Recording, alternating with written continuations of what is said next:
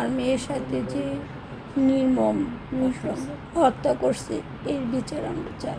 আমাদের প্রধানমন্ত্রী তারেক রহমানের কাছে এটাই আমাদের আবেদন।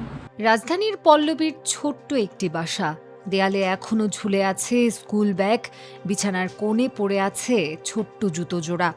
কিছুদিন আগেও সেই ঘরে ছিল হাসি, ছিল দ্বিতীয় শ্রেণীতে পড়া ৮ বছরের শিশু রামিসার স্বপ্ন ভরা কণ্ঠ। কিন্তু আজ সেখানে শুধুই নীরবতা, ভারী কান্না আর এক বাবার বুক ফাটা আর্তনাদ। ১৯ মে রাজধানীর মিরপুরের পল্লবীতে এক মধ্যবিত্ত পরিবারের আকাশে নেমে আসে কালো মেঘের ছায়া।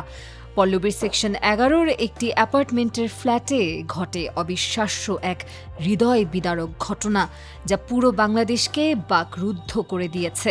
পূর্বে কোনো দৃষ্টান্তমূলক শাস্তি না হওয়ার কারণে এই সমস্ত দর্শকরা এই সাহসটা পেয়ে গেছে। সময়টা ছিল সকাল 10:30। বড় বোনের সঙ্গে স্কুলে যাওয়ার জন্য মেয়েকে খুঁজছিলেন পল্লবীর পপুলার মডেল হাই স্কুলের ২য় শ্রেণীর ছাত্রী রামিসা আক্তারের মা। এমন সময় পাশের ফ্ল্যাটে দরজার বাইরে রামিসার পায়ের একটি জুতা পরে থাকতে দেখায় সঙ্গে সঙ্গেই দরজায় কড়া নাড়েন শিশুটির মা। কিন্তু ততক্ষণে ঘটে গেছে ভয়াবহ সেই অঘটন। জনসম্মুখে এরকম বিচার হোক যাতে আর কোনো ধর্ষক রামিসার মতো কোনো শিশুর প্রাণ যেন কেড়ে নিতে না পারে। শিশু রামিসা আক্তারকে ধর্ষণের পর গলা কেটে হত্যা করে তারই পাশের ফ্ল্যাটের এক মানসিক বিকৃতি সম্পন্ন ঘাতক। এই নির্মম হত্যাকাণ্ডকে ধামা চাপা দিতে এবং অভিযুক্ত সোহেল রানাকে পালাতে সাহায্য করে তারই স্ত্রী স্বপ্না। সোহেল রানা এবং তার স্ত্রীকে গ্রেপ্তার করা হলেও আসামির বিচার নিয়ে সন্দিহান সাধারণ মানুষ।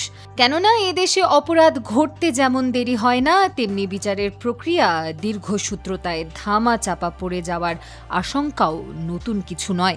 এদেশের মানুষ এখন শুধু আশ্বাস শুনতে চায় না, তারা জানতে চায় আর কত রামিসা হারালে বদলাবে সমাজ, আর কত বাবা মায়ের বুক খালি হলে জাগবে বিবেক।